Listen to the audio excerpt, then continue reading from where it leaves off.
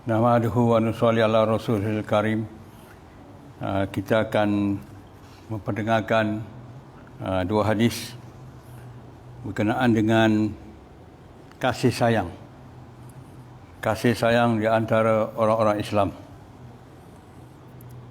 Sayyidina Abdullah bin Amir radhiyallahu anhu meriwayatkan bahawa Rasulullah SAW bersabda, sesiapa yang mengasihi seseorang kerana kerezaan dan kesukaan Allah Subhanahu wa taala, dengan dia berkata, sesungguhnya saya kasih kamu semata-mata kerana Allah Subhanahu wa taala, kemudian kedua-dua mereka masuk syurga, maka orang yang mengasihi itu akan mendapat darjat syurga yang lebih tinggi daripada yang dikasihi, dan dia lebih berhak mendapat darjat itu. Daripada kitab Bazar Taghrib. Ulangan.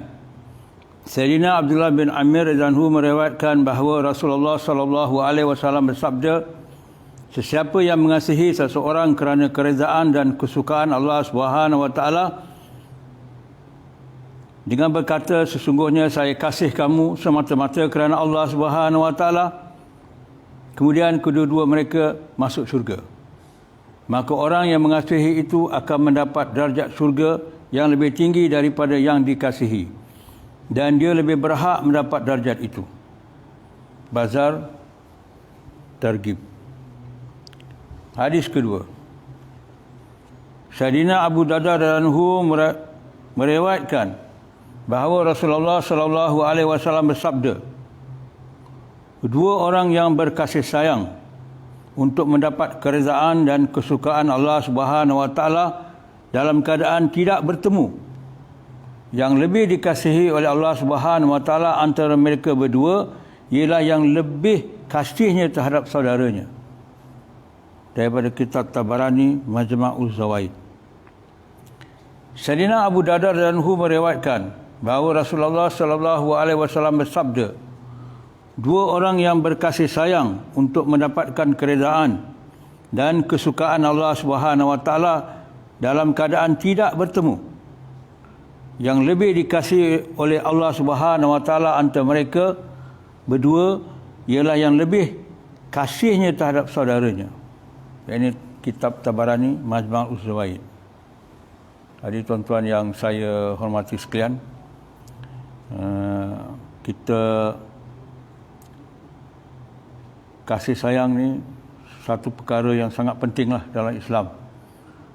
Jadi salah satu caranya kita untuk mengamalkan hadis ni ialah dengan menghidupkan amalan ziarah.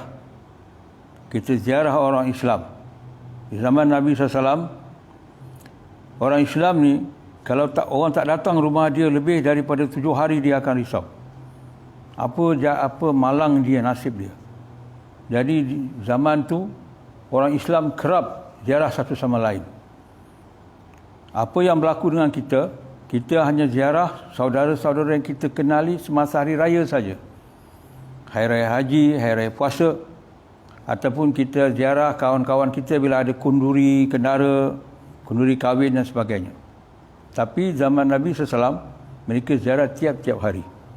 Jadi di atas sebab itulah ukhuwah mereka sangat kuat. Ukhuwah mereka sangat kuat. Sehingga kan apabila satu orang wanita Islam, masa dia sedang pergi menjual emas dia, nak jual emas kat kedai satu orang Yahudi di Madinah, lantaran tu dia diusik, telah berlaku satu pergaduhan, tetapi orang Islam seluruh Madinah, Nabi SAW, dengan sebab tu Nabi SAW dengan orang Islam Madinah boleh menyebabkan hampir tercetusnya pergaduhan yang besar. Jadi tuan-tuan, kenapa perkara ini boleh berlaku? Kerana ukhuwah yang sangat tinggi. Jadi inilah amalan ini yang kita nak cuba hidupkan. Jadi tuan-tuan, balik kepada pangkalnya, kita kena hidupkan balik bacaan-bacaan hadis ni, supaya timbul, semua orang dengar, kita dengar sabdaan-sabdaan Nabi. Nabi dah tak ada, jadi ganti Nabi SAW tu ialah bacaan hadis-hadis dia ni, yang telah dikumpulkan oleh ulama-ulama kita, pendengarkan kepada anak-anak kita. Saya nak ambil satu kisah betapa manfaatnya. Jutawan manusia telah dapat manfaat daripada amalan ni, iaitu menghidupkan bacaan hadis di rumah mereka. Satu ketika dulu ada satu orang Arab. Dia ni, orang Arab ni biasalah kaya kan. Orang kaya di negeri Arab. Dia telah ikut satu kursus motivasi di mana kesedaran Islam telah masuk dalam diri dia. Dengan semangat yang kuat, dia nak buat perubahan di rumah dia. Dia balik rumah dia. Masa dia balik kat rumah dia ada TV, ada radio. Isteri dia tak pakai tudung, anak-anak dia dengan dah pakai skirt lah, seksi dan sebagainya. Tadi dia dah marah-marah mereka semua. TV pun dia dah angkat, dia dah buang. Jadi apa berlaku? Seluruh keluarga dia, anak-anak dia, isteri dia telah marah dia dan halau dia. Dia kata, apa dah berlaku dengan kau ni? Dia kata, dah pelik berlaku dengan kau ni. Kerana dia orang kaya, dia ada banyak rumah. Maka dia kata, abang tak suka, abang tidur kat rumah sana. Kita dengan kita dah biasa ni. Jadi, orang Arab ni, dia jumpa ulama. Dia kata, ulama, aku telah dapat kesedaran Islam setelah aku ikut program motivasi. Aku balik dengan harapan untuk tukar keluarga aku, supaya nilai-nilai Islam masuk. Anak-anak aku pakai tudung, dengar cakap aku, mereka mengaji Quran dan sebagainya, akhlak-akhlak yang mulia. Tapi apa yang berlaku? Aku balik, aku pula yang dia halaunya. Jadi macam mana ni? Jadi ulama tu tanya dia. Dia kata, engkau ada buat tak taklim di rumah? Bacaan-bacaan hadis ke apa ke? Dia kata tak ada. Jadi kita tak boleh bergopah-gapah dalam nak melakukan perubahan agama dalam rumah kita. Kita kena sabar, kena buat dengan hikmah. Jadi alim ulama tu telah beritahu dia, kau balik, kau hidupkan majlis taklim, bacaan hadis. Jadi apa yang dia buat, tuan-tuan? Dia pun balik. Ialah seorang bapa sangat sayang, kasih anak-anak dia. Kalau boleh, dia bukan saja nak bagi kekayaan harta kepada anak-anak dia, kesenangan hidup di dunia ni, tapi dia nak bawa isteri dia, anak-anak dia masuk syurga. Inilah cinta sejati. Cinta yang sejati apabila kita ada harapan, keinginan supaya anak isteri kita masuk syurga Allah SWT. Tadi dia balik, dia kumpul balik anak isteri dia. Maka dia kata, tak apalah, ayah gantikan balik TV-TV ni, TV besar ni, apa-apa kau punya ni, semua baik handphone ke apa semua, ambil, tak apa. Tapi ada satu dia syarat. Nanti lepas waktu isyak semua kumpul. Korang duduk dengan ayah, bagi luangan masa setengah jam, ayah nak perdengarkan hadis-hadis Nabi SAW. Semua setuju, tak ada masalah. Kata semua happy. TV pun telah dibeli balik, TV yang lebih besar lagi, radio, apa-apa sajalah. Dia punya ni allowance orang kaya, tiap-tiap bulan bagi anak ni duit poket, bagi balik, semua bagi balik. Anak-anak pun happy, isteri pun happy. Jadi syaratnya tiap-tiap lepas isyak orang semua duduk dengar bacaan hadis. Masa berlalu, hari berganti hari, bulan berganti bulan. Apa yang berlaku? Isteri dia mula-mula yang tak pakai tudung dah pakai tudung, pakai scarf yang nampak rambut-rambut sikit, tapi dia pakai scarf dah mula nampak. Anak dia pun sama, dulu pakai skirt, dah letak masa dengar taklim, dia akan letakkan kain dia kat depan dia, tutup, terkeleput-keleputlah kaki dia. Jadi semua hari makan masa, tuan-tuan. Makan masa lama-lama sampai satu masa, dah mungkin bertahun lah, setahun lebih, isteri dia dah berubah. Dah tak ada minat sangat lah, kata orang, macam dulu happy go lucky tak ada dah. Zaman tu dah berubah. Dia tahu dia dah tua. Anak-anak dia pun dah jadi anak-anak yang dengar cakap. Mereka dah pakai pakaian Islamiah kan. Pakai pakaian apa kita kata, pakai pakaian yang sopan. Dah mula pakai tudung. Jadi inilah kesan, tuan-tuan, taklim yang kita buat ni. Bila kita perdengarkan hadis-hadis Nabi. Hadis-hadis Nabi ialah perkataan-perkataan yang ada nur. Kita banyak zulmat. Kalau kita cakap ke anak kita pun, alhamdulillah bagus. Satu orang ayah kena bagi nasihat pada anak. Tapi nur dia, mungkin sebab zulmat dalam diri kita tak ada nur. Tapi bila kita pendengarkan hadis Nabi ada nur. Quran ada nur. Kalimah-kalimah Allah ada nur. Dan nur ni akan masuk ke dalam hati anak-anak kita. Dia akan gilapkan hati-hati mereka. Dan mereka akan mudah dengar kata-kata kita. Jadi tuan-tuan, ini satu contoh daripada banyak kisah-kisah laporan-laporan yang saya pernah dengar lah. Perubahan-perubahan yang berlaku dalam keluarga orang Islam apabila mereka menghidupkan taklim. Jadi tuan-tuan, taklim ni, nak hidupkan taklim ni, dia kena ada dua syarat. Dua syarat. Pertama, tuan sendiri kena ada keinginan. Tuan sendiri kena ada rasa sayang pada anak isteri tuan-tuan. Kalau tuan-tuan tak ada rasa sayang, tak ada rasa keinginan, maka benda tu kalau tuan-tuan buat akan mungkin sekat sebulan, lepas tu dia terus tinggal. Jadi tuan-tuan, dia kena ada satu keinginan. Kedua, kena ada pengorbanan. Ini disiplin diri kita. Kita kata aku mesti hidupkannya. Aku tak nak saja aku ada keinginan, tapi aku kena hidupkan. Macam kisah tuan-tuan, kisah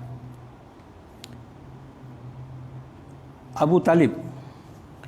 Abu Talib bapa saudara Nabi SAW. Dia telah berkorban untuk Nabi. Sanggup duduk sanggup dia diboikot. 3 tahun diboikot. Dia sanggup supaya untuk bantu Nabi SAW. Tapi dia tidak ada keinginan. Maka Allah tak bagi dia hidayat. Satu raja Rom masa perang Tabuk, perang Tabuk tak berlaku, Nabi telah hantar delegasi untuk buat dakwah. Maka bila delegasi ni dia jumpa Raja Rom. Raja Rom ni mendapat putusan Nabi SAW. Dia baca kan, Nabi ajak dia masuk Islam. Raja Rom ni suka, dia cium surat Nabi tu, dia nak masuk Islam. Tapi apa berlaku tuan-tuan? Dia telah kumpul semua dia punya pembesar-pembesar dia. Jadi pintu-pintu istana telah ditutup. Dia telah arah askar-askar dia, tutupkan pintu istana. Lepas tu dia bagi tahu, hari ni aku telah dapat satu surat daripada Nabi Muhammad SAW ni, Nabi akhir zaman. Aku nak masuk Islam. Jadi apa berlaku? Semua pembesar-pembesar negeri dia nak memberontak. Nak memberontaklah. Dia tak setuju dengan raja. Dia kata dia ni Roman Byzantine, kerajaan Roman Byzantine yang dia lebih hebat lagi daripada kerajaan Roman yang di Vatican. Ini kerajaan Roman masa itu pecah dua, tapi kerajaan ini lagi hebat, lebih kaya. Tapi apa? Dia tak setuju. Dia punya pengikut-pengikut dia tak setuju. Maka pembesar-pembesar ni nak lari keluar dari sana. Pintu dah tertutup. Lepas tu dia panggil balik. Mari. Aku pura-pura je, aku acah-acah je. Pasal apa tuan-tuan? Raja Rom ni, walaupun dia ada keinginan nak masuk agama Islam, tapi dia tak sanggup korban. Tak sanggup korban dia punya kerajaan, tak sanggup korban dia punya jawatan. Maka kita tahu dia tak dapat hidayat. Dia tak dapat hidayat. Kisah dia panjang. Kisah Raja Rom ni panjang. Kisah panjang. Tapi apa yang kita nak cerita ni, dalam melaksanakan sesuatu amalan yang besar ni, yang berat ni, kita kena ada keinginan dan kita kena ada disiplin, susah payah, sanggup berkorban untuk apa yang kita nak buat ni. Jadi tuan-tuan, amalan-amalan hadis, baca hadis ni diperdengarkan setiap rumah orang Islam. Zaman berzaman, kurun berkurun. Lahirlah cendekiawan-cendekiawan Islam, lahir terbinanya civilization Islam. Di atas masa itulah tuan-tuan, salah satu daripada 4 amalan yang terbesar di dalam Islam ni yang diasaskan Nabi SAW ni kita kena hidupkanlah. Selain daripada menghidupkan budaya ilmu dalam kehidupan orang Islam, dia ada satu lagi, dia ada kena usaha untuk setiap orang Islam memainkan peranan untuk menggerakkan agama ni, supaya setiap orang Islam, setiap orang satu dunia ni, orang orang yang tak kenal Allah Subhanahu Wa Taala, dia akan beriman kepada Allah Subhanahu Wa Taala, sujud kepada Allah Taala. Dan orang Islam yang jauh daripada agama, dia akan dekat dengan agama. Dan orang Islam yang dah dekat dengan dalam agama, maka dia terus maju dan maju. Jadi kita tuan-tuan, matlamat kita ialah Allah Subhanahu Wa Taala. Jadi dengan itu tuan-tuan, kita saya seru lagi lah, sama-sama lah, marilah kita sama-sama, kerana kita nak sukakan Allah Subhanahu Wa Taala, kita kasihkan anak-anak kita, keluarga kita, keturunan kita. Kita nak Islam ni berterusan sampai anak cucu kita, keturunan kita, dan dia berkembang seluruh muka alam ni. Ini kita hidupkanlah satu daripada 4 amalan terpenting dalam Islam. Ia ini menghidupkan budaya ilmu dalam masyarakat Islam. Jadi kita saya tutup tasbih kifarah. Subhanallah wa bihamdihi, subhanakallah wa bihamdika, asyhadu an la ilaha illa anta, astaghfiruka wa atubu ilaik.